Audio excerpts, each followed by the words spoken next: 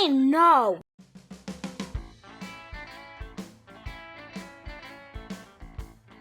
Okay. Welcome back to episode number 5 of season number 2 of the From the Fabricator podcast. I am your host, Max Perlstein. Thank you so much for joining me for this adventurous podcast with some really cool guests and some interesting insight and some mushy brain moments by yours truly.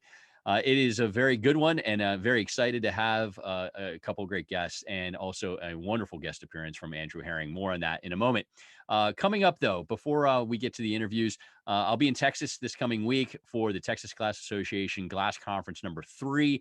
Wonderful event, great people. Looking forward to spending some time in Round Rock in the Austin area and seeing such wonderful people doing good things. And it's a great conference loaded with information. And I look forward to reporting back on that on my blog, may even mention it next month on the podcast. That is coming up, as well as the next AIA show, and next in-person AIA show is coming up in June.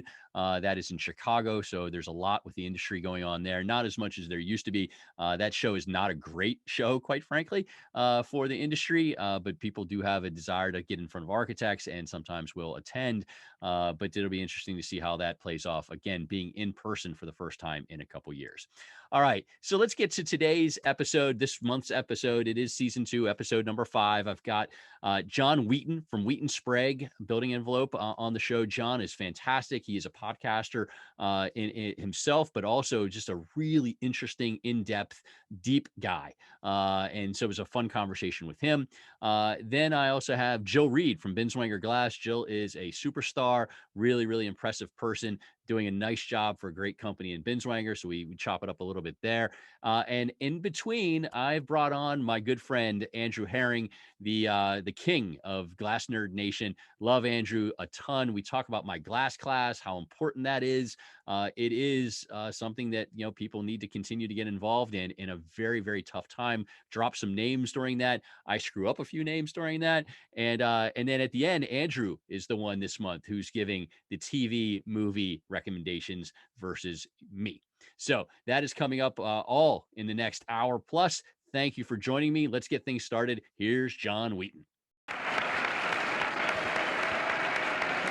Okay. To kick things off this month, I am with John Wheaton, CEO of Wheaton-Sprague Building Envelope. You can find them at www.wheatonsprague.com. That's WHEATONSPRAGUE.com. And also of the Creating Structure podcast, one of the best podcasts ever in our industry. And it's not just our industry, the building products industry. John was the creator and founder of that. And he kind of was the trailblazer in a way. There were some other podcasts popping around, but John really took it to a whole new level. And so, John, thank you so much for joining me on my podcast, taking time out of your day, because I know you got thousands of things going on. Thanks for taking the time here today and being on the From the Fabricator podcast. It's my pleasure, Max. It's great to be on the other end. And I think it's good for me to take a break this afternoon. I was getting a little carried away here. So it's a pleasure. It's an honor. Thank you. Thank you. You're a busy man, and it is neat to have you on the other side of this. It is a little bit of the turning the tables. I love the Creating Structure podcast. I've told you that. I love the format you take with the guests, and I love the range of guests. That you could have an interior architect one week, and then you could have, the leading facade manufacturer, in all of North America the next. And those two paths will never, ever cross. Yet, Yeah. you had the same comfortable conversation with both. And I learned a ton, in each. And that's why I always learn when I listen to Creating Structure podcast, which can be found on Apple and Spotify and, wherever you get your podcast. So make sure you check that out. But let's talk about you. We've got you on this podcast, and I'm excited about that. And I want to start back on your past a little bit. And one thing I did not know that you had kind of let me know is that you have that a little bit of a family tie to the building product industry with an architect in the family and so on and so forth. And so talk about, your family's influence of getting you kind of into this path. And then we'll jump into the fact of the way you bet on yourself with a partner to take the next steps. But let's talk about the family ties and, how you got into this whole thing. Yeah, that's kind of funny. I mean, to focus on your specific question, I'm going to reveal my naivety as a younger man. my father was an engineer. I mean, I graduated high school in 1978. So, access to information was in the printed page. Yes. So my father was an engineer, and I actually didn't know how else you made money. Like, I knew people from business, but he had a very strong influence in my life. So I had an uncle, John Lane, Mm-hmm. who actually graduated from the University of Illinois with a degree in architecture. And then he went to the Naval Academy and graduated as an officer and served as a naval officer. And he was an architect. He was a registered architect. Right. And I loved to draw. I mean, I was always drawing things and playing with erector sets and putting things together. And as I got older, sketching and drawing. But I also liked math. And my dad was an engineer. So, I mean, I've told this story before on my podcast where, it came down to, I was looking at all the architecture schools in North America. My Uncle John had sent me a bunch of stuff. And I didn't know him that great, but he was very helpful. And then my dad was kind of guiding me. And he said, Johnny, my uncle, Johnny, if you want to have fun, be an architect. If you want to make some money, be an engineer. Funny. And I don't want to offend the architects because it's really not true. If you're a competent design professional, you're going to make a fine living. But I was intimidated by what I perceived as the artistic side of architecture, the drawing side with maybe out of straight edge.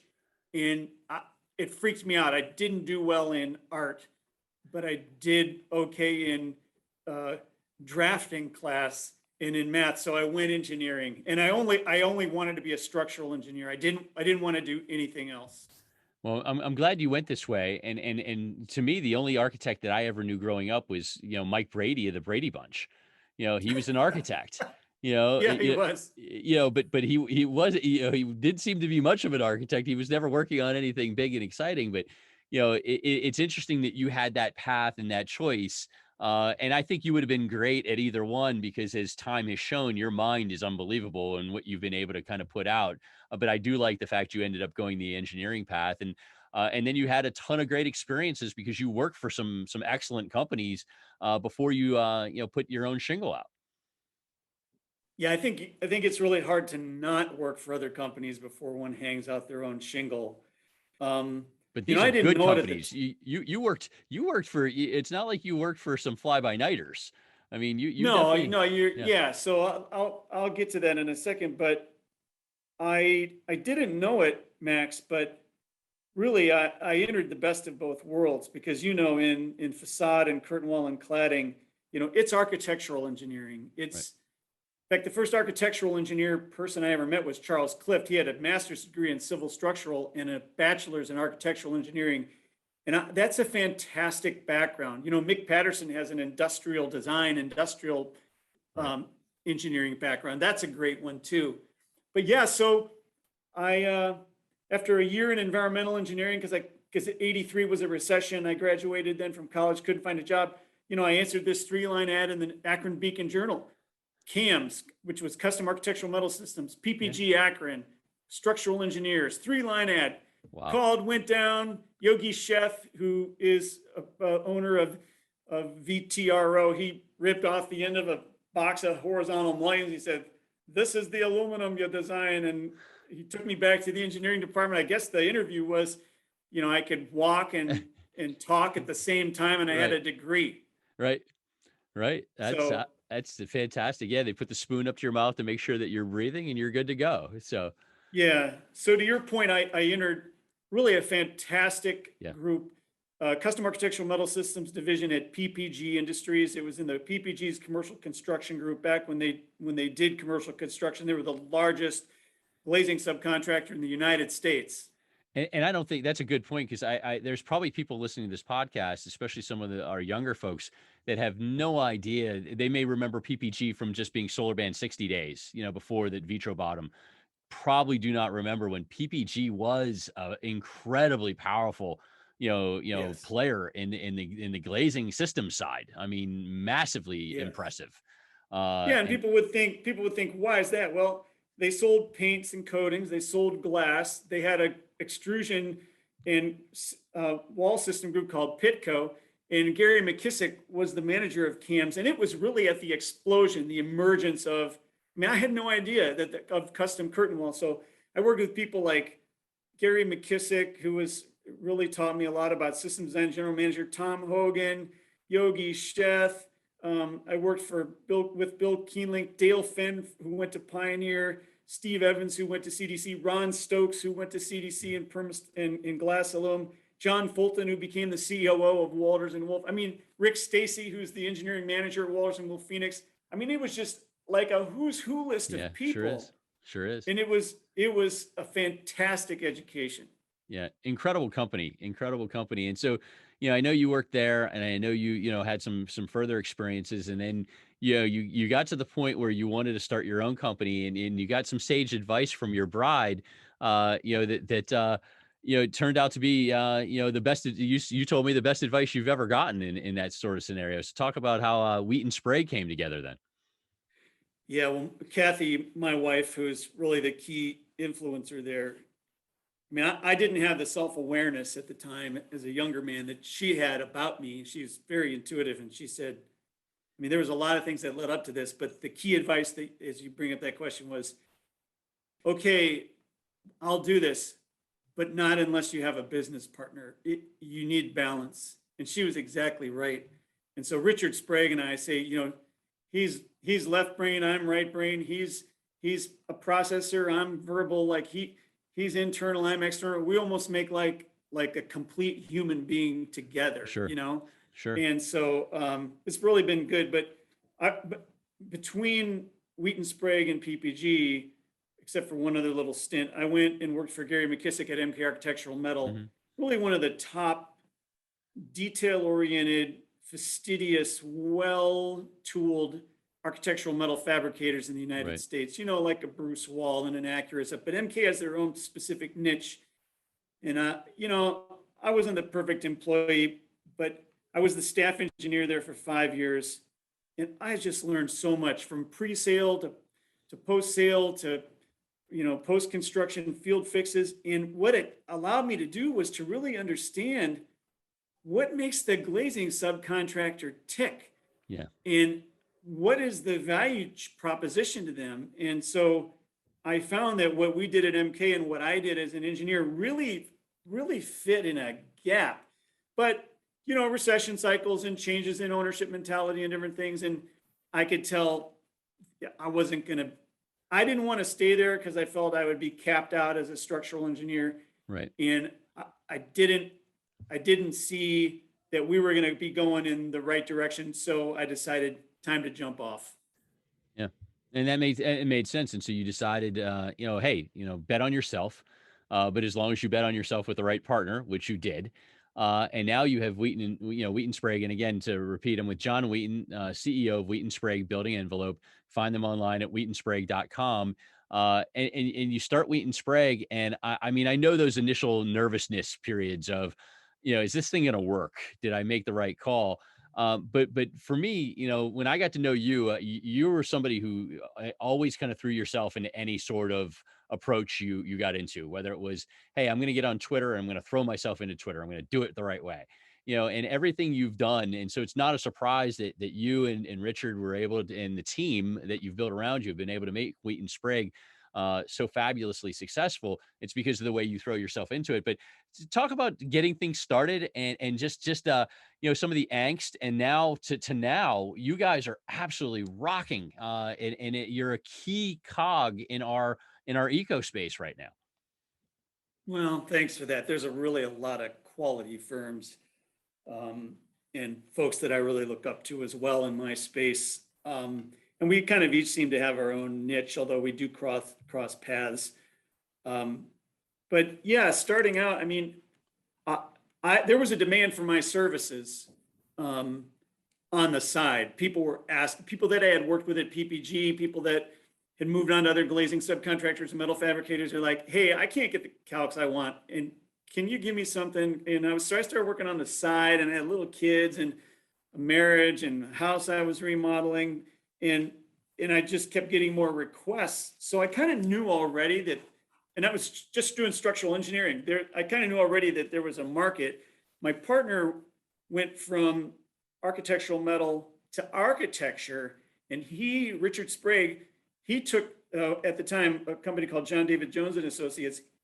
He took them from drafting boards to AutoCAD. I joke that AutoCAD, it was when they had the stone tablets that you stuck in the machine, and like literally a floppy disk. And he basically learned AutoCAD, brought AutoCAD to that company. He was like their lead, design project architect under Jana, their registered architect. And then I lured him to MK, get back into architectural metal curtain wall, and then we jumped off from there.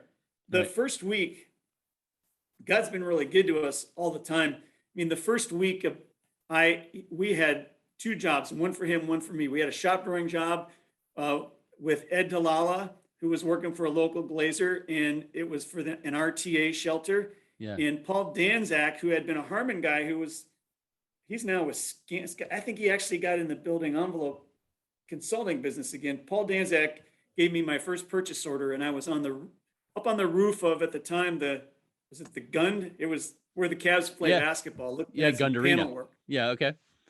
Yeah. So we did that. We did building structures, because I had some building code experience in building structure. We did, building facade, everything. We did, Max, it's like, you breathing on the mirror, you got to do there. Okay, you're a client, so you're not we did saying shop no. drawings, we did fab drawings. Right. Yeah, and there's no such thing as no. We did structural engineering. We did, a big truck cat manufacturing plant. I mean, we're kind of spread out. So we did building structures, building envelope, building forensic. I hired a friend of mine from college to run building structures. So we just kind of kept on that growth path. But in 2000, whatever it was it 2008 or not? Things were just crashed. Yeah. Yeah. Anything that wasn't like a core competency was just a commodity. Yeah. And we said, we're focusing 100%. Like we always did cladding, panels, glass, stone, facade, everything. But we just said, we're only going to do building cladding, just building envelope, just curtain wall. That's it. Consulting and engineering. Yeah, and it's that was smart to kind of now like pull it tight, because that was such a tough time, and and if you kept it as wide and vast as it was before, you would have never kept up, and you would have gotten yourself into trouble. So it was a good call. So curious, how many you're in how many states now with your ability, with the licensing and everything. I always see whenever you have somebody new or you add another state, you put a note up. What's the number these days? Oh, we're not as prolific as some. I think I have 42 professional engineering registrations. Nice. We have 44, maybe 45.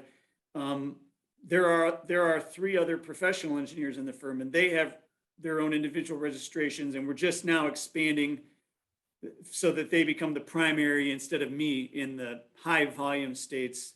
And that's something I've been trying to get out of actually for a while. And we're COA, we have 4 or 5 legal entities because of statutory rules. And so we work nationally. Sure. We do some work in the Caribbean because we follow customers. We've done a little bit of work in Canada, but mostly the United States. From literally, right now we have jobs from Boston to Seattle to San Francisco to Tampa and kind of in between. Yeah. Yeah, and there you've got some stunners too. You've worked on some stunners, and that's got to keep you excited when you see some of these neat things that come across your desk, and also the folks that you're working with, their desks. Absolutely, it does. In fact, I'm looking at one right now that is one of the biggest ones I've seen. It's a 3-tower custom curtain wall right on the Hudson River in New York City. I mean, it's 300-some thousand square feet. I'd tell you, but I'd have to kill you, as Colonel Flagg says. Obviously, MASH, one of the top 10 favorite shows. So there you go. And I saw that in your Fabricator blog spot. Yep. Absolutely. And no, I'm excited, and I know that once it becomes fruition, we'll hear more about it through you. So let's talk a little bit about challenges. And one challenge I want to ask you about is the one that probably has everybody going. And I'd love your take on it. It is the attracting talent to our space. retaining them, training them. Because the one thing I've noticed is whenever you've sent somebody from Wheaton-Sprague to an event, they you represent beautifully. They're Hmm. classy, they're put together. I mean, you've had a nice touch, and you and Richard and obviously the team has done a nice job. But how do we do this? How do we get more youth and more talent and then keep them? I mean, I know if you had the immediate and simple answer, you wouldn't be talking to a schmoo like me. You'd be set. You'd be sitting. But what's some thoughts there? Yeah, I mean, I would be talking to you because you're humble, but well connected and smart in this business. But that's what I was thinking. Well, Max, I'd write the book, get a PR agent, and Yep. invite everybody to the $1,000 a seat event in Miami. That's Heck what yeah. I'd do. Yep. Absolutely. Um, it's a real problem. I don't really know the solution or any one solution. Um, you know, there's there is a severe shortage of technical professionals. We're competing in fields that never existed 30 years ago. Right. I mean, there's civil structural engineers working for Facebook and Google, Yeah. um, and managing construction there. It's hard enough that we have to compete. And I'm not complaining. I'm just stating the realities. It's great for people that have choices. You can go general contracting. You can go professional services. You can go trade subcontracting. You can go the supply route. You can go this technical sales. I Right. mean, there's multiple places. And, a typical college will graduate 50 to 60 engineers or 100 architects or whatever. Well, after those that want them take them, there's a certain talent pool available, and that's it. So, Yeah. yeah, I think if any industry can attract and retain new talent, it's ours because it's visual, it's aesthetic, it's interesting, Yeah. it's the defining architectural component of the building. It's something you can be proud of. It keeps out the air and the water, and it keeps secure. It keeps it Yeah. secure. It resists tornadic effects at times. It resists hurricane effects. I mean, all of those things. People need to be in safe environments. I think it's a worthy cause, a worthy art, a worthy profession, and yeah, I shout it from the rooftops. I don't know. Yeah, I think that's where we have to figure that out, and I think that's a discussion that's been happening at some of the trade levels. I know that NGA has looked at that sort of thing. I think this being the International Year of Glass is starting that process to build it up. But we do have to start banging our chest more as an industry, because you're right. I mean, we just don't have that sexy moniker. But when people look past that, they're impressed. They don't realize everything that we do and the effect that we have. But kudos to you. You've been able to find some really quality people and bring them along, and that speaks to the culture of Wheaton-Sprague as well, and which I know you're proud of for sure. Yeah, I think there's two components there. Those people are terrific people, and they have blazed their own path and self-learned.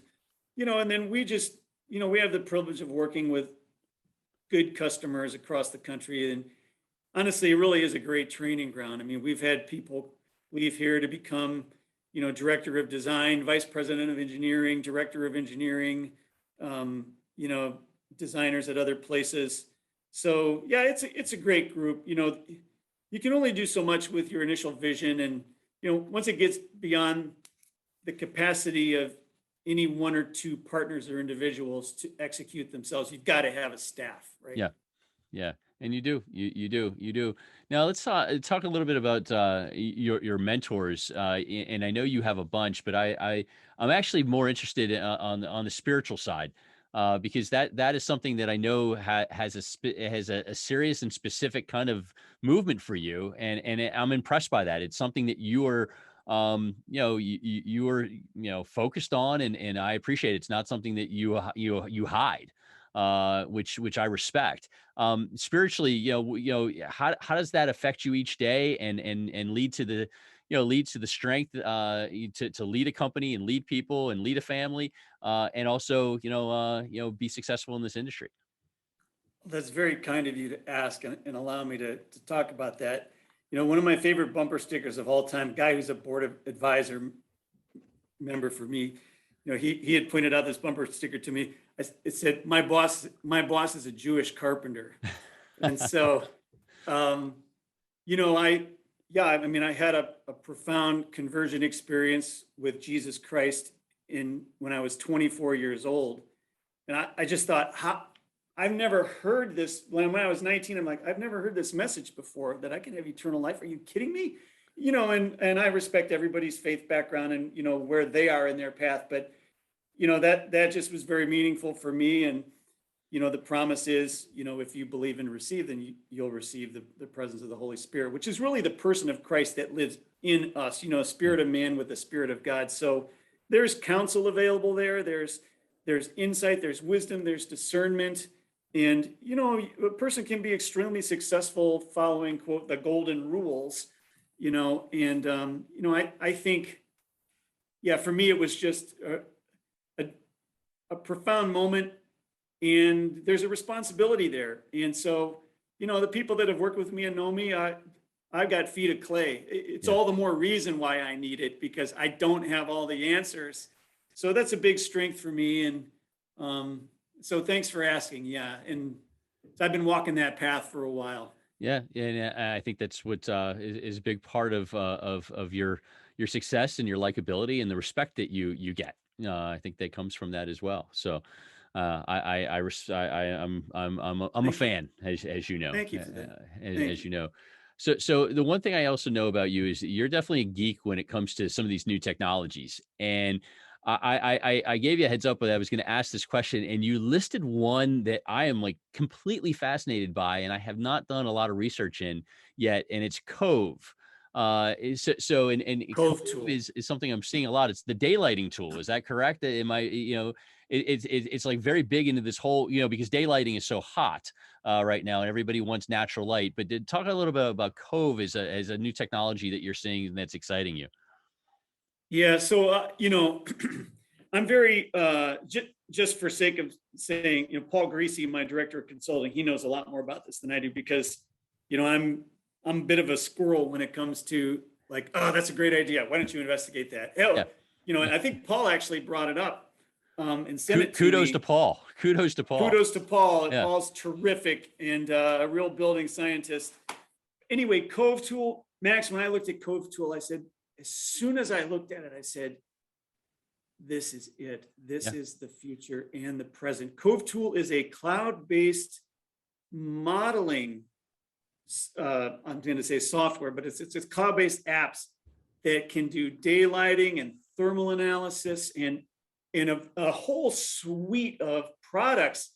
And honestly, we could go off on a whole podcast just about this, because the first thing I thought was, oh my gosh, at some point, everything we do in professional services is going to be crushed by AI in the cloud. You're going to be able to load in your variables, and it's going to spit out the answers, and you're just going to need somebody to, bless it and sign off on it. So they're raising a lot of money, a lot of different, rounds of venture capital, like Ubiquitous Energy is. And, right. I look at like Ubiquitous Energy on the material side, and I look at Cove Tool on the app cloud side, and I go, wow, it just blew me away. Yeah, I've been seeing it more and more, and just because daylighting, that the natural light thing is not going away. And it's funny because I'll hear about, there's still a segment of architects that are the ones that don't like glass, don't think glass is good, for various reasons. And they're designing, with a very minimum window to wall ratio sort of thing. And I think the Cove tool is something that's going to change that, because obviously you have a lot of architects, and you have those studies from Yale and Harvard that are saying natural light is great for productivity. It's great for occupant health and comfort and so on. But now you can measure it with this and do some things with it, along with some of the other things that you talked about. So I think that's hot. Obviously, I've had Ubiquitous on this podcast, great people, great too. product. I'm a big believer in that space. Transparent solar is going places. The other thing that you had mentioned in your piece to me was robotics. And I think, we talked earlier about labor, and it is kind of a double-edged sword, because robotics can solve a lot of labor problems, but you still have to find people that can run these things and support them. And I know that True. that's a part of the adventure, of again trying to find that labor pool. But it's important. Robotics are coming along in our world too. Yeah. Let me say one thing about glass and then a quick thing about Yeah. robotics. If there's one thing anybody hears me say about glass, and I've talked to you about this before, but it's been a while, it is not glass that is the problem. It is the improper use, improper location, improper specifying of Yes. glass, the wrong application of glass. Max, Right. this job I'm looking at in New York has triple IGU units for 20 floors and then double IGU units. It's the misappropriation of glass or the misappropriation of the system holding the Yes. glass that is Yes. the Yes. problem. So I just had to say that Nope. You're because dead on. again, I'll go off on that one. Yeah, yeah. I think I need to have a full podcast of that alone and having people like you talking about it, because that you're dead on. That's a big issue there. Absolutely. Yeah, it's like that discussion you and I have had about, yeah, run U values all day long, but if you ignore dew point and condensation, you're missing the entire Yes. discussion. Yes. Back on robotics, I Yeah. saw it was actually on a social media post, and I looked at it more.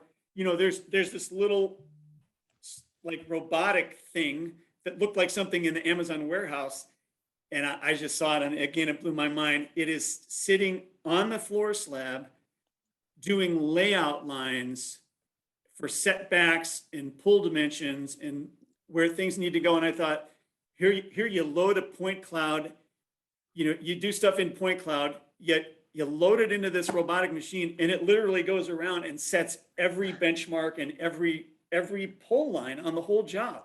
Yeah. I think that's the future. We have to have that, because you just don't have you don't have the people power like you used to, and nor do you want that. I mean, it's funny. It's taken so long to get to that point, because I grew up in the fabrication side. My brother did a great job of building our company, but to the day he died, my dad always felt that he could optimize glass better than our software could optimize it. And he probably could, but he couldn't optimize, 3 shifts worth of glass. So, 45,000 Right, square feet of exactly. glass. He couldn't keep up with it. There's not enough graph paper for that.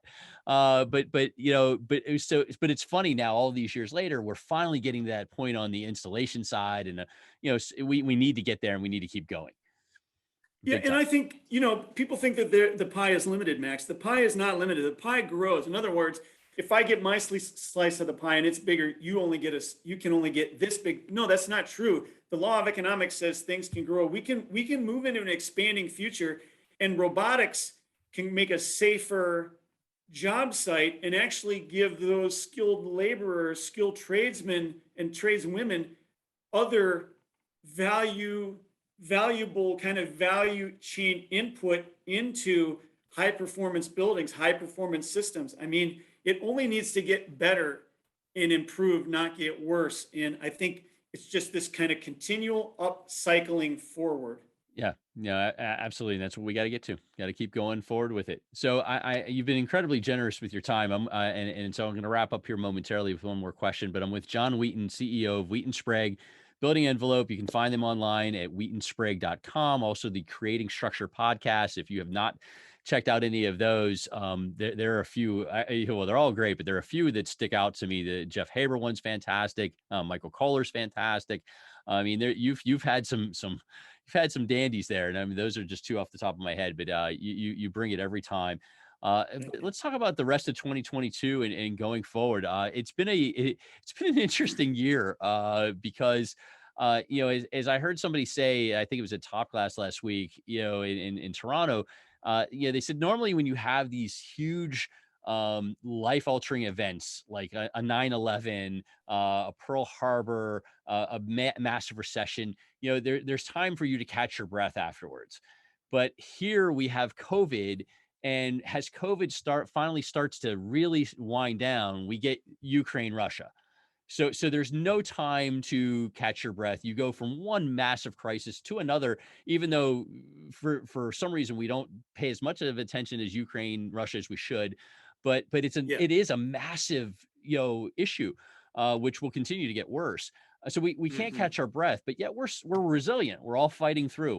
We fought through these couple years of COVID. So that's my long way of setting up the question of how's 2022 been for you, and what are you guys looking at the rest of the year and into 23? Wow. Yeah, that's well said.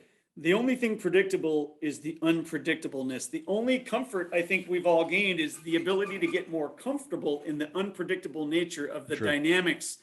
Be, COVID, which creates, supply chain issues and inflation and all these things, and now a war. And so, yeah. And so I don't know if it's gotten better. I think it's just gotten more, okay, this is the way it's going to be. And you said the Yeah. word resilient. So honestly, this year has been rough so far. I mean, I think my partner said it yesterday to our leadership team. Our job is to lead out of the COVID gap, to lead in. That gap is real. I think it created some gaps in our industries. I've talked to some customers who like literally have purchase orders and they're like, but I can't start the job now for 4 more months because they're still delaying, or I can't get product. Right. So it's been tough the first 3 months, not in terms of opportunities. The opportunities have increased, but just making sure we've got all the work plugged in the right spot. So as I told you, we've seen a marked increase in opportunities. It's really accelerated in the last 6 or 8 weeks, and it's accelerating even now as we speak. Good. Our opportunity pipeline is up. Our estimated work is up. Our backlog is inching up. We're not out of the water yet, but it's definitely getting busier. But as I told you, I have no idea what's going to happen tomorrow. Right. Zero. Yeah. All we can do is take the cards, and we haven't been dealt any kings, queens, jacks, aces. Like we've been dealt like 3s and 6s and 4s of the wrong suit, right? Yep. Yeah. And that's been the deal. And plus, like with recessions, you could give you and I another recession. We've both lived through, at least 2 of them. And we can kind of figure out how to navigate our way through this stretch. There's no playbook, there's no benchmark, there's no past. You have no idea what's coming, and there's just so many different things that are playing a part. I'm glad you guys are turning the corner and picking up steam. And I can imagine, because where you're at in the chain, you're unique situation, because you're getting held up more than really anybody, because once things slow down and they're waiting for your expertise, they have to hold you up because they're not ready most of the time. Yeah, our industry is at the tail of any down cycle and any up cycle, and we're at the tail of the tail. Now our consultants are at the front end of the tail, and our just delegated design is at the back end. So, right. It's good. So like I told you, we have a 10-year plan and a 3-year target and a 1-year goal. And, we've implemented the entrepreneurial operating system here. It's expensive. It takes time. It's tough, but it's fantastic. I mean, we're really starting to get what they call traction. It takes time to manifest. But again, how we get, if the plan is to get from Boston to LA, how we get there, at some point, some points we're pushing the car, and at some points we're able to find gasoline for it. We're going to get there. It's just a question of how we're going to get there.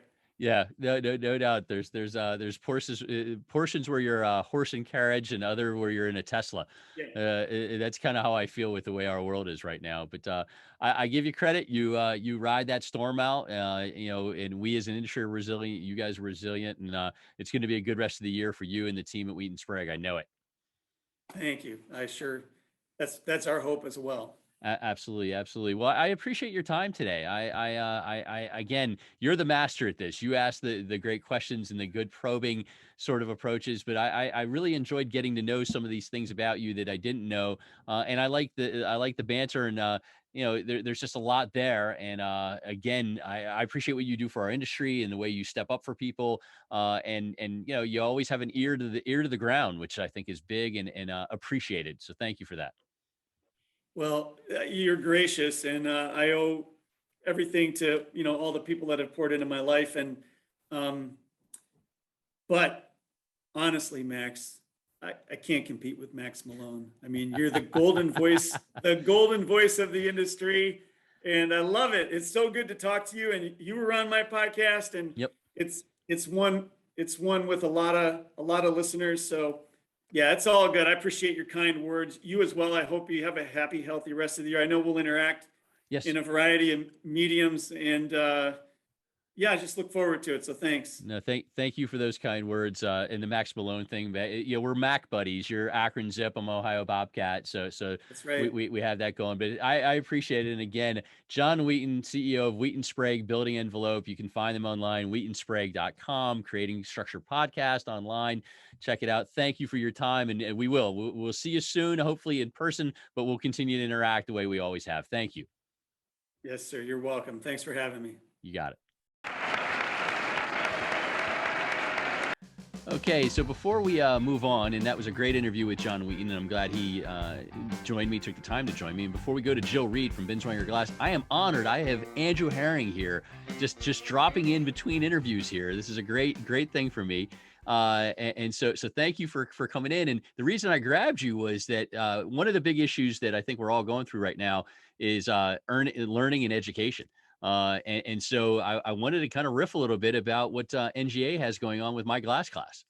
Well, yeah, let's riff away. But first, I think you snagged some solid gets.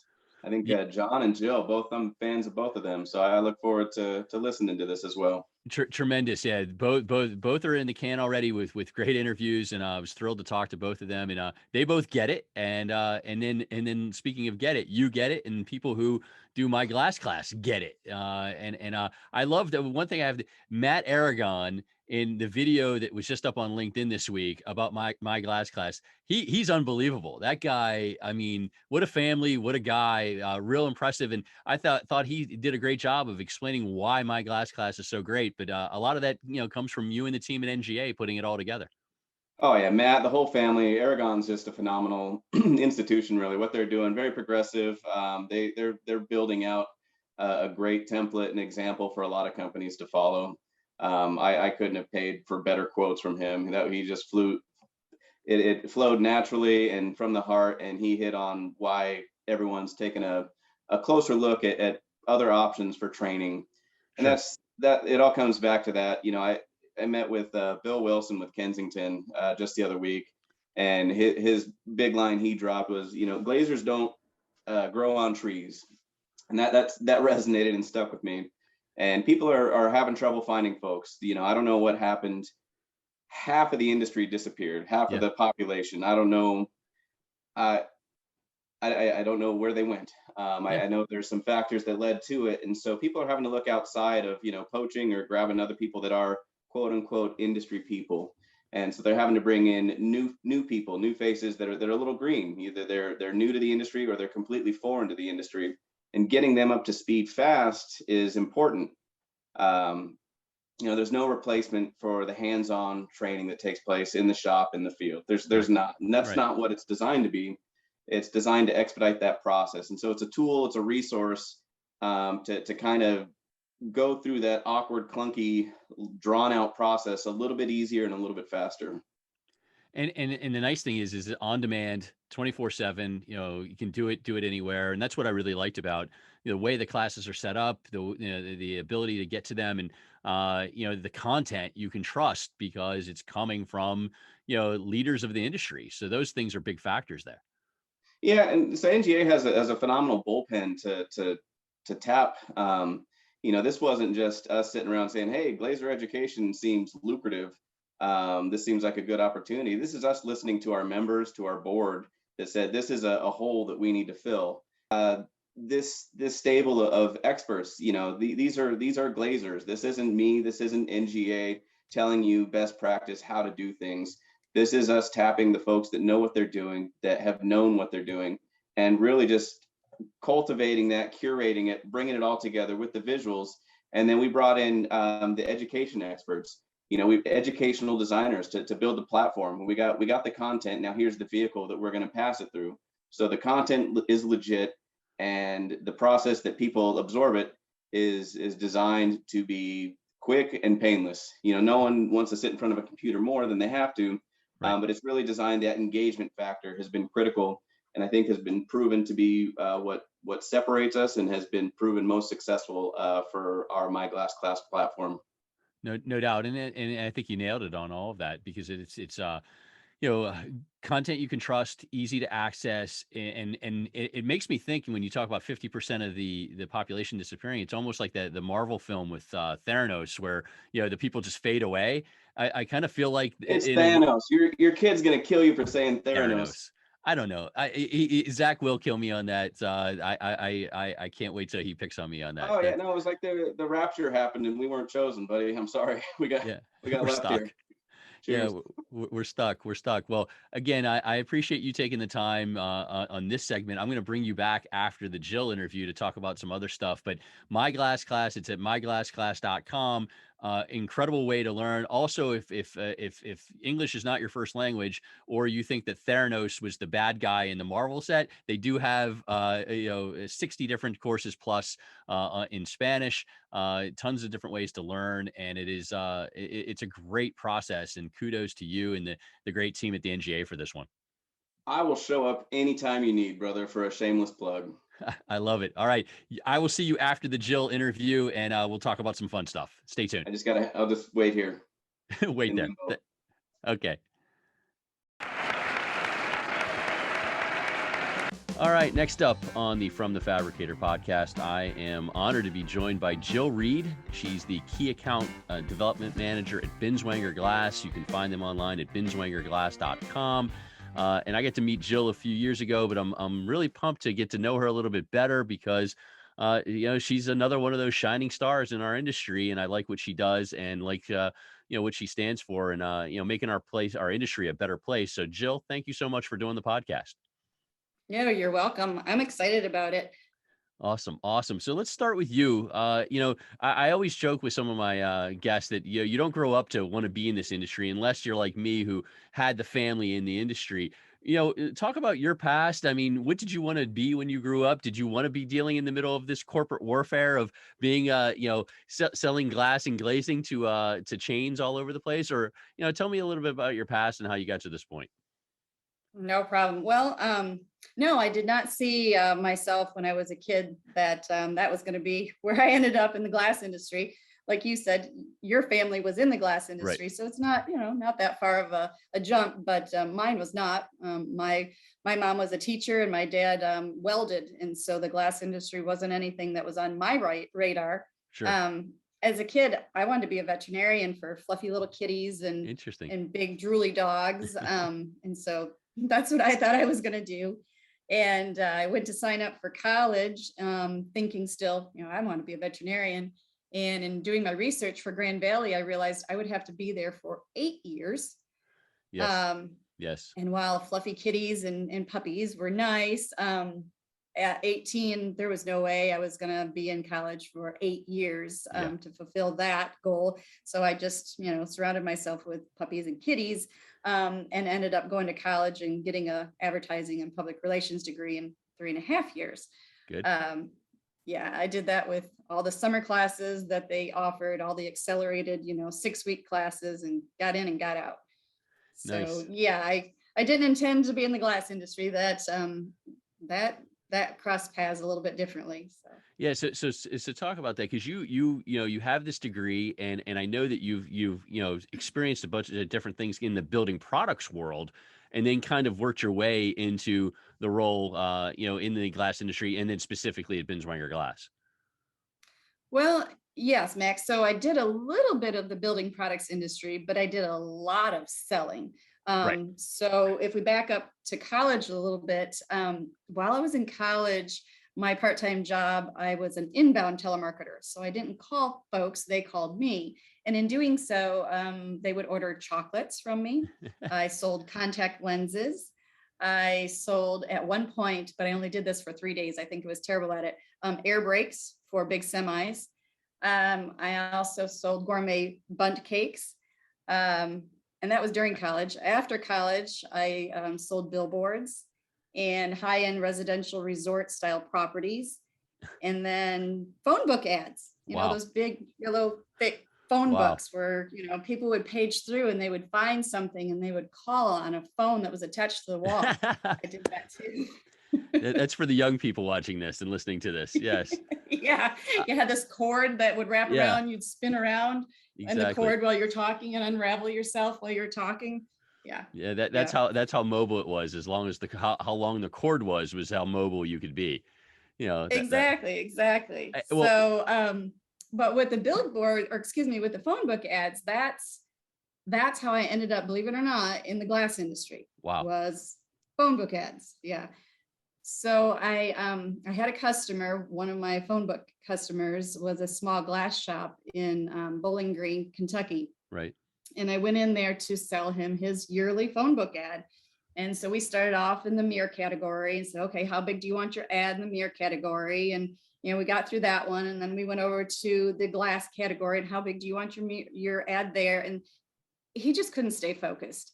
He wanted to not talk about his phone book ads, but he wanted to talk about his new product that he was developing. Right. And so he kept telling me about this new product that he had just developed, and the local credit union wanted him to install it in their building, and they were going for LEED. Right. I can't remember if it was LEED Gold, LEED something. They wanted to be LEED in Bowling Green, the very first building in Bowling Green. And so he was assisting them with that, and through that, it required a product that hadn't been created yet. Okay. And so all he wanted to talk about was that. And so I said, okay, we're gonna stop selling phone book ads for a minute. Tell me all about this. Yeah. And of course, there's no spot in my phone book for translucent daylighting. Right. People just didn't look up. Oh, hi, today I need some translucent daylighting, and where is it in here? Yeah. So we stopped for a moment, and he poured out all his excitement over these windows and how thick they were and how great they were with R values and U values and stuff I'd never even heard of before. And sound transmission. Oh my goodness, the sound transmission. And so I took some notes and I said, okay, let's get back on track. Let's, how big do you want your ad?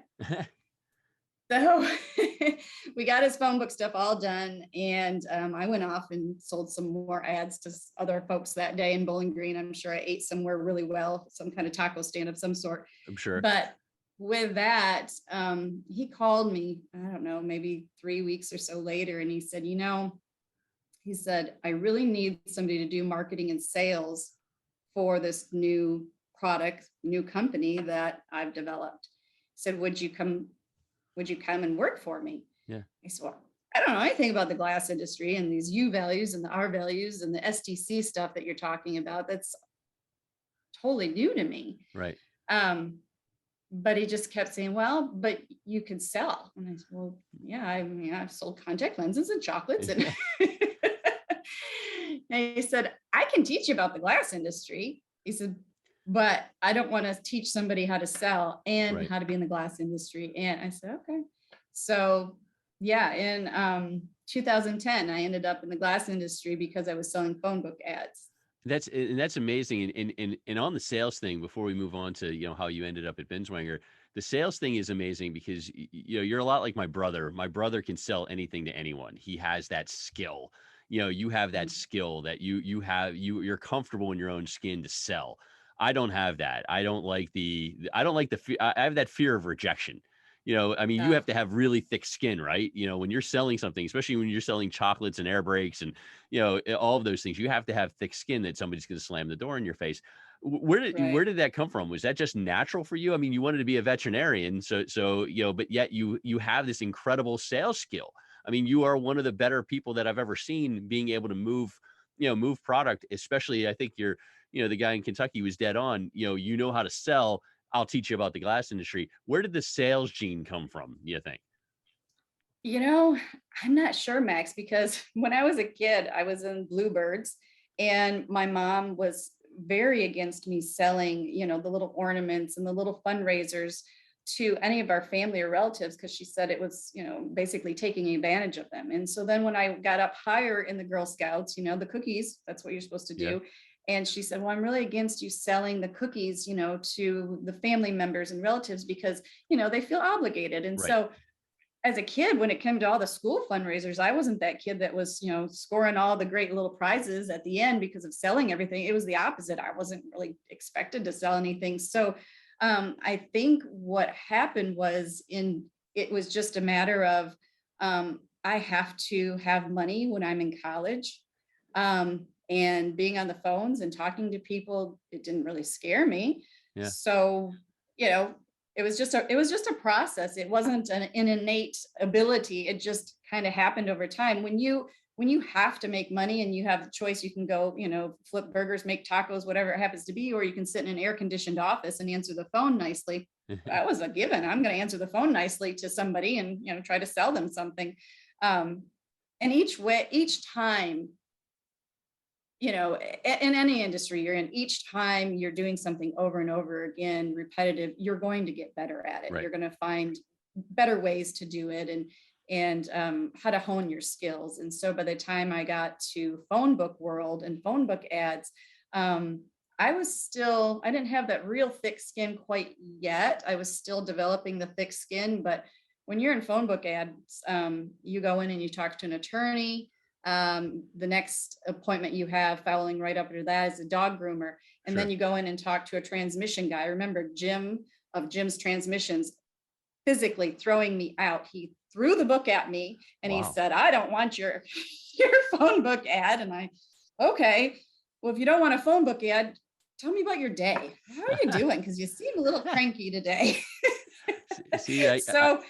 Over a nasty cup of coffee, we talked about his day. And then I went back a week later and he was having a better day and he didn't throw me out. And I sold him a transmission ad. Of course you did. Of course. I give you guys credit. The sales skill is something. And especially it's funny. You think about the phone book before we move on.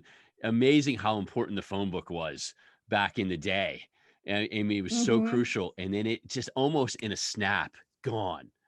I mean, really unbelievable. I mean, I mean, people, big companies would spend millions of dollars on their, phone book ads. I mean, small companies would spend thousands upon thousands. I mean, it was a huge budget item. I'm amazed.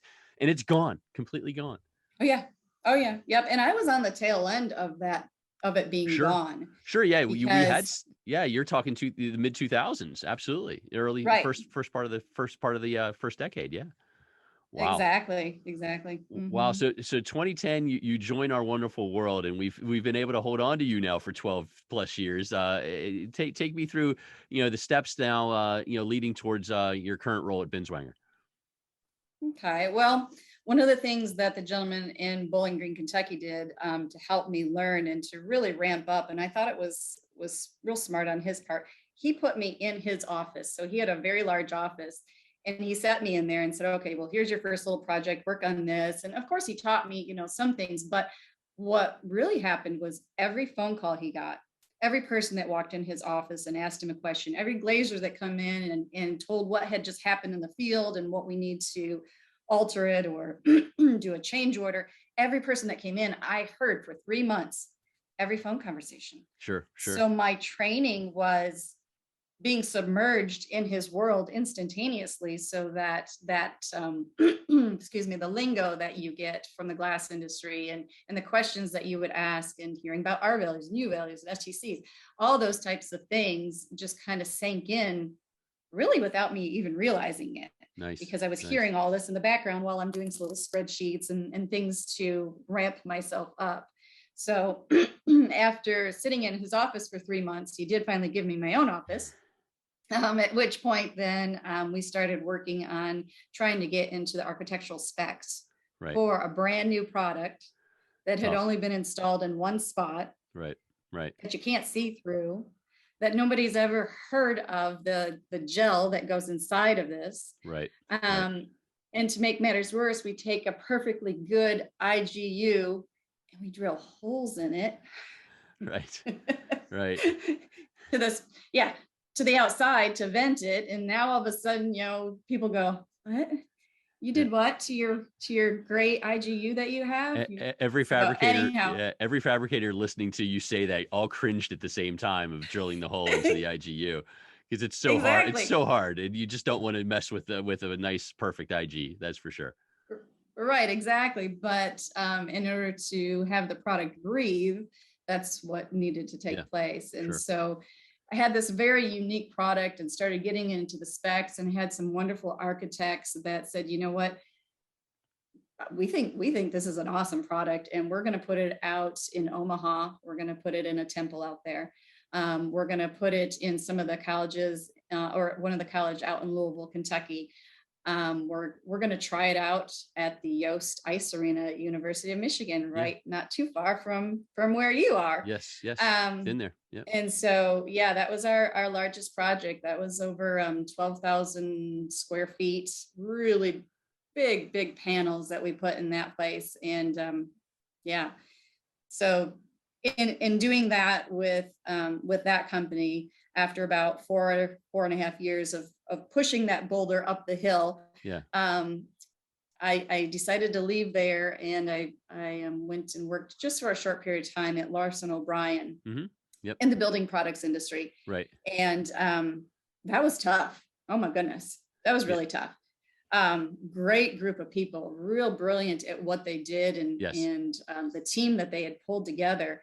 But most all of my sales were happening over the phone, and it was very difficult for me to really gain some ground there. Although I did a few projects, I'm like, you know what? I need to go back to the glass industry, because I was really starting to understand the people in the glass industry and that as a whole. So anyhow, I went over to Binswanger, and that's when I met you. Yes. And that was a thrill, and getting you to Binswanger was a thrill for me and great for the company. And you're still there. And just to repeat, I'm with Joe Reed, Key Account Development Manager, Binswanger Glass. Find them online at binswangerglass.com. And you end up at Binswanger. You work with some tremendous people, because I know a lot of those people, and it's a great company.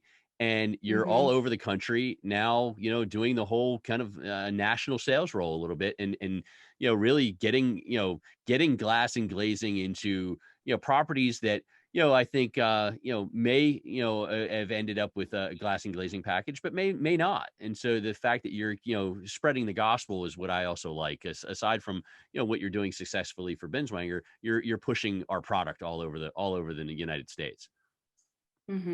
Yeah. And being hired into Binswanger, one of the first things I noticed, actually during my interview and shortly thereafter, is the longevity in the company. Yeah. I was being introduced on the day that I was interviewing to folks that had been in the industry for 30 years. Rick Butcher was in the industry for 40 some years. He sat across the table from me and asked, tons of questions. The gentleman that I worked directly for, Ricky Cooper, he's been in the industry, and I'm probably going to get it wrong, it's either 38 or 39 years. He may even say, no, I'm shorting him a couple of years, but either way, he's been in the industry for a very, very long time.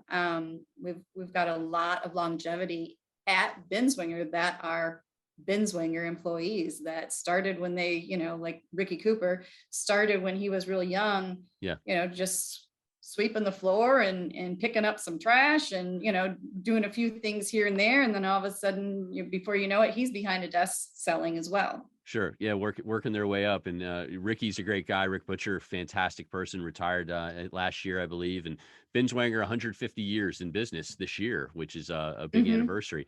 And again, it's great that you're there and you're now dealing with national accounts and, and again, pushing glass and glazing, throughout the country, which is cool. And I'm sure, it's a neat little change for you, but you've been there now a while and you like it, I assume. Yeah, actually it'll be 7 years in October. Time flies.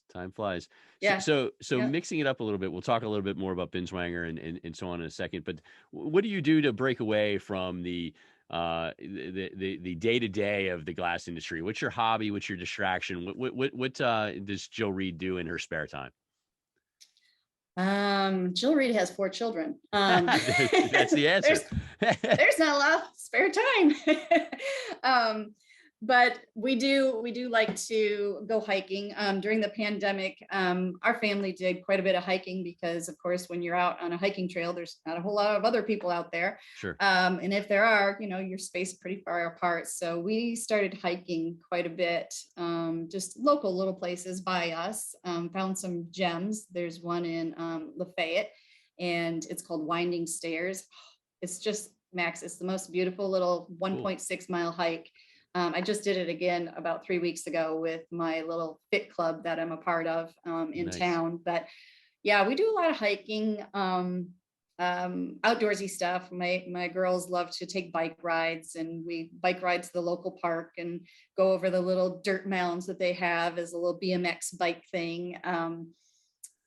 I like to garden. That's Cool. if the kids are looking for me and I'm hiding, that's usually where I hide, is in my garden, I love it. tending my plants and getting things to grow. And, that's where I also take out my frustrations of the day, pulling weeds that don't belong there. So There you go. There you go. All right. I like it. Yeah. Yeah. You have to have an outlet. You have to have an outlet. So, and so Mhm. back to business, how is everything going? Obviously, you mentioned COVID. COVID was a heck of a challenge.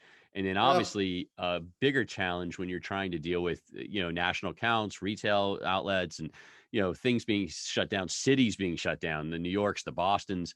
How right. did that all go? How did you survive it? And how are we doing right now?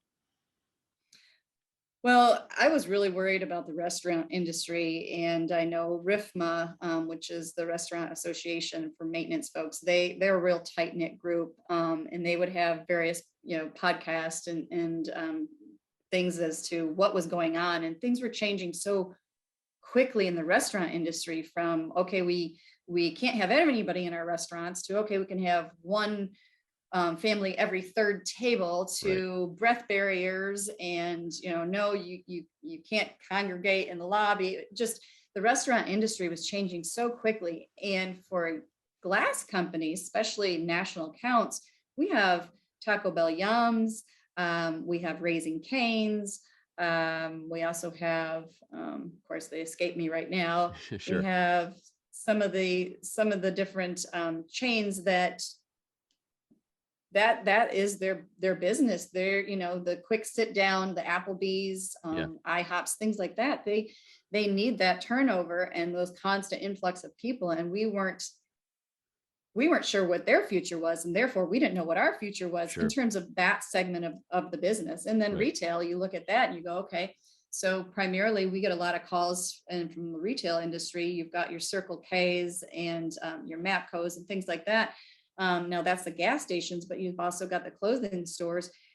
People weren't going in those doors that we fix all the time. Sure. Those storefront doors where the closer's broken or the pivots, falling, or you've got the door itself, the door needs to be replaced. And the busyness of going back and forth through all of those doors and just wasn't taking place. And therefore the repairs weren't nearly as high as maybe they needed to be. But what comes swooping in right behind that is breath barriers. Right. So the city of Fort Worth says to us, we need a bunch of breath barriers. So we're like, okay, we can get these, and we can hang them for you with chains, or we can make the stand-up ones that you see at some of the counters or the retail or the restaurants. And so all of a sudden there was this influx of business that we didn't even see coming. Sure. And we spent a lot of time trying to get that stuff for those clients, those national clients. And some we hit the mark for, and others just the turnaround time just wasn't there. But I guess the point is we reacted to what our customers' needs were, and said, okay, we're going to pivot. And even as a big company, I mean, excuse me, with as many employees as we have and such a big ship to turn, we turned it and said, okay, what can we do for this customer? So that in the middle or beginning of the pandemic. And then as we progress, Charles Witherington is our head of procurement and purchasing, Mm-hmm. and he has kept us abreast of every price increase, every shortage, every hiccup that has come along. We're getting constant updates from him saying, this is what you can expect from the metal industry. This is what you can expect from the glass industry. We're getting a price increase. Let your customers know. And so we started from a national accounts standpoint, sending out emails to our customers saying, we're not trying to be pushy salespeople. We're just telling you, if you want this, order it today. Right. Because in 30 days from now, your price is going up on both your metal and your glass. And we can't control that, only to a portion. Sure. Sure. If it's going up on us, it's going up on everybody. So you're not going to get that much better price going down to another competitor than you are from me, because we're all in the same boat together. But Sure. I'm telling you what maybe they're not telling you is it's coming in 30 days. So that's, I think, how we helped some of our customers. I know Hobby Lobby approached us in, I'm going to say it was summer of last year, and they said, we want to get ahead of the product shortage. We want our stores to be built in the exact same time frame as we always have. Right. We are very consistent about building out new stores, and we don't want to change. Good. And Good they for said, them. so we want you to order product now, hold on to it for projects a year from now. Smart. And Smart. as you know, Max, it's not something you typically do. Nope. Especially in the glass industry, because are you going to guarantee my opening? Right. Right. And storage too. Yeah. There's guarantee my opening, and we've done it. Wow. Well, of course. And again, you work with some great people, and I think that all jives with me. I know Charles well, and again, I know how ultra organized he is, and you have to be incredibly organized normally just to do well. But when you have a pandemic like this, your organization has to be on steroids. You have to be better than you've ever been. You have to communicate better than you ever have. And it sounds like that's exactly what you and the team did. And that's exciting. And that's how you ride these things out. So now that we seemingly are on the other side of it, at least it feels like we're on the other side of it. I know there's some people that probably don't think so. What's the vibe out there? How I know we have our supply chain issues, and we obviously have what's going on in Ukraine, Russia, but what's the vibe with regards to the marketplace? People, are they optimistic? Are they worried? I mean, what's the feel on your side of the world? Right now, I do not see a slowdown from the new construction building. I think it was Five Below just announced that they're building. Somebody don't Google this when I get off of this podcast, because then you'll prove me wrong right away. But something like over 100 stores per year for the next 5 years, whatever it happens to be. I just happened to catch a snippet of it the other day, and I remember thinking, wow. Five Below is not slowing down on their construction projects. A lot of Hobby Lobby, again, they're not slowing down on their construction projects. So I believe the vibe is, to answer your question, Max, people are doing what they need to do to continue to move their businesses forward, retail, restaurant, whatever it happens to be, medical facilities, they're all moving forward. But what we've asked them, and you'll see at the bottom of every one of my team members' emails, please be patient with us. Yeah. We're all dealing with slowdowns from manufacturing and not being able to get product, things like that. So while everybody's still in the, hey, let's do this, we can do this, we can build, we can still maintain our businesses, just remember that those things that were slow before are still slow. Yeah. And while we're all, pushing it behind us, and we're all getting together and gathering around, and BEC, and I was at RIFMA recently, various trade shows and conferences, and it feels so great to be in front of people again. Those product shortages are still there. And so we're still reminding a lot of our national accounts, yes, we can get it. Can we get it in 4 weeks? No. Yeah. Can we get it in 6? We're hopeful we can get it in 6. But I will tell you, if we can't get it in 6, nobody else can either. Right. Because we're going to some of the larger manufacturers in the country, and, not to sound, prideful, but we're Binswanger glass. Yeah. We've been doing this for 150 years. We've got very deep connections with a lot of manufacturers. And if we can't get it fast, nobody else can get it fast. Right. So let's all just, take a breath. Remember, we're still moving toward the end goal, but you're going to have to shift your timeline a little bit. Yeah, and I think communicating up front is huge. And I think some people will tell a customer what they want to hear versus what they need to hear. And that's right. A problem. That's where people get into trouble, is when they don't, it hurts to give bad news sometimes, but you need to give it. Right. Well, and I've always said, I'm in this for the long game, not the short game. Right. If we only play the short game, then we tell the customer what they want to hear. We give them a price that, right now seems really good. But if you're in it for the long haul, then you tell the customer, no, okay, this is reality. This is what you need to plan, because we want you, Mr. Customer, to be successful. If you're successful, then ultimately we will be. Yeah. And here's a price that we can tell you right now. And, probably it's going to be a 10% increase in the next 45 to 60 days. So you're going to want to plan for that. And that's, I think, like you said, it's telling the customer and communicating, because I believe majority of customers will appreciate that.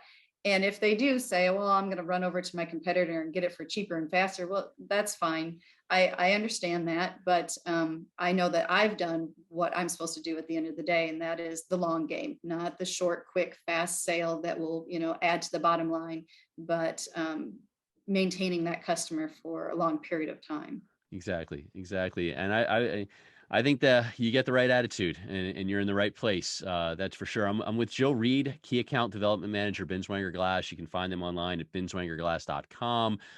See them at the various shows. They were sponsored at the recent BEC show, and Jill went to RIFMA, and I saw you on LinkedIn and with a bunch of your team at different events here. It's nice to get back out and nice to do these things. And so I guess looking back, I think you found your place. I'm glad you didn't become a vet. I'm glad you're with us in the glass industry.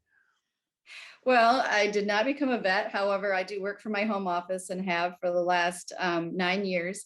I work with a dog every day. Yes. She usually is by my feet or on her bed. And I work with a large gray and white cat named James Bond. And he also helps me throughout the day. And I've always said that if my dog or the cat could talk, they probably would sell glass better than I do, because they've been around it for the last 9 years. Yeah. I got the mix of both. You've trained them the same way that the guy trained you in Bowling Green, Kentucky, by having the office immersion. So that's the same way. I like it. Well, very, very cool. Very cool. Well, I appreciate you taking the time with me today. I know your phone is always ringing and always busy. And you said to me before we started this, you shut them off so we wouldn't be interrupted. So I appreciate that. And I know you'll have a bunch of voicemails now to get to and continue your day. But thank you so much for taking the time. It was a pleasure to get to know you a little bit more. And I look forward to seeing you hopefully at Glass Build or the next great show that we have. But thank you for all you do, and appreciate you doing the show. Well, thank you, Max. It's been fun and good to see you. Yes. Yeah. I haven't seen you in forever, so this is nice. Thank you very much. I know. Yes. Thanks. Bye-bye. Okay, that was a fun time with Jill Reed, who is fantastic from Binswanger Glass. And so to wrap things up, I've brought Andrew Haring back in for the wrap up. This is normally when I talk about things like movies and documentaries and entertainment. But I figured I had Andrew on the hook. I was going to ask him, and since I know nothing about Marvel, obviously, I just compared Thanos to Theranos, which was a great documentary, by the way, Bad Blood, Elizabeth Holmes, but Thanos in the Marvel universe. You've got a Marvel show you just watched it. You could give the audience a little bit of a perspective on. Well, Thanos and Theranos, both big baddies in the universe. Yes. Moon Knight was great. It was nice. I was never a comic book nerd. I read a ton when I was a kid, and I was a Marvel guy. But this was one book I never read. It came out, kind of past my era of reading the comic books a ton. Right. And so this was all new to me. There was nothing I knew or expected or suspected. And so it was seeing it and being the whole story being brought to me for the first time. So it was fun. I like it. That's Moon Knight on Disney Plus. And I understand we both will be in Texas this coming week for the Texas Glass Association meeting. You may sneak out to go see the new Doctor Strange movie. Is that part of the plan there? I'm not sneaking out. I got to be in town for about a week, and when I travel, I'm not going to be hitting the rodeos, so I'll probably go see a movie. I might go check it out. I can't wait to see, and this is the last thing I'll leave you with. You put together the best TikToks around, with when you visit a city. You don't spend much time on TikTok then. No, they're the best. They're the best. My question is, I've always wanted to ask you, and I have never gotten to ask this. Do you have a mental kind of idea of what you want to do when you go into a city? Like when we were in Florida together, I watched you put it together, but then it was amazing the way it came together. Do you come with an idea ready, or does it just happen organically as you visit job sites and shops and meeting people and so on? I got a plan of where I want to go and what I want to see, but I never know what I actually am going to find. I'm not that good at it. I've just been around enough people that are good at editing videos. I might have a mild eye for framing or a shot or something like that, but I'm a total novice and just slap it together and slap a fun song on it and call it a day. But no, I got no business playing in the video editing game. Yeah, you're a humble man. You're fantastic at it, and I can't wait to see what you put together in Texas for those great folks. And I look forward to seeing you at the Texas Glass Association event. That's going to be a good one. Well, geez, pressure's on now. Better deliver. You always do. You always deliver. I have no worries there. I got Any my other team thoughts to keep before going. any other thoughts before we wrap this one up this month? No, thank you for having me. Yeah, this has been a blast. I'm always happy to jump in, and I look forward to hearing the other guests, John and Jill. Really looking forward to this episode. Yeah, great. You know, they were fantastic. I hope everybody enjoyed them. And next month, I'm chasing a few interesting people, including one of the people I mentioned earlier in my little riff with you. I'm going to chase after the Aragon guys. I would love to have them on, and hopefully that's going to happen in June, if not June, July. But that's part of that hope for me, guest wise, and looking forward to next month for sure. Oh, And, they're sweethearts, and I think they could give you and your listeners a lot of valuable input and feedback. They're doing some great things there, and I think they're doing a lot of things right. And that's the key. John and Jill this month did that with lots of great feedback. Last month with Ricardo and Kerry Mobius, Ricardo Mice from Vitro and Kerry Mobius, and then the Casper's Axe, all great insight. So that's what I shoot for. How the hell do I fit into that mix? You gave great insight on myglassclass.com, and then obviously you proved that even though my son is like a Marvel nerd of all life, I haven't listened to him for the last 21 years. You just shamed your family. I did. I'm pretty pathetic. All right, we're wrapping these things up. Thank you so much for listening. Andrew, thank you for joining me. Thanks everybody for listening and watching. We will see you next month on the From the Fabricator podcast. Love you, Max. Oh, the music is stopped.